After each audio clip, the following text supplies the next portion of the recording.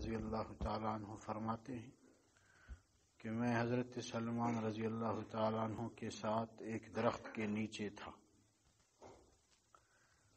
انہوں نے اس درخت کی ایک خشک ٹہنی پکڑ کر اس کو حرکت دی جس سے اس کے پتے گر گئے۔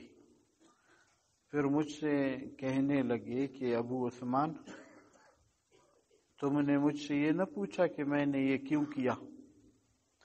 میں نے کہا بتا دیجئے کیوں کیا؟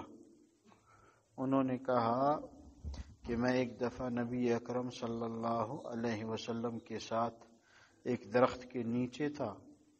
آپ صلی اللہ علیہ وسلم نے بھی درخت کی ایک خشک ٹہنی پکڑ کر اسی طرح کیا تھا جس سے اس ٹہنی کے پتے جھڑ گئے تھے۔ پھر حضور صلی اللہ علیہ وسلم نے ارشاد فرمایا تھا کہ سلمان پوچھتے نہیں کہ میں نے اس طرح کیوں کیا؟ میں نے عرض کیا کہ بتا دیجئے کیوں کیا؟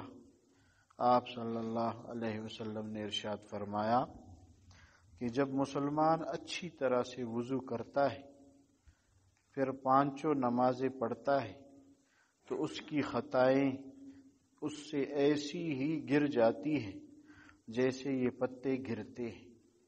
پھر آپ صلی اللہ علیہ وسلم نے قرآن پاک کی آیت اقیم الصلاۃ طرفی النہار تلاوت فرمائی، جس کا ترجمہ یہ ہے کہ قائم کر نماز کو دن کے دونوں سروں میں اور رات کے کچھ حصوں میں، بے شک نیکیاں دور کر دیتی ہے گناہوں کو۔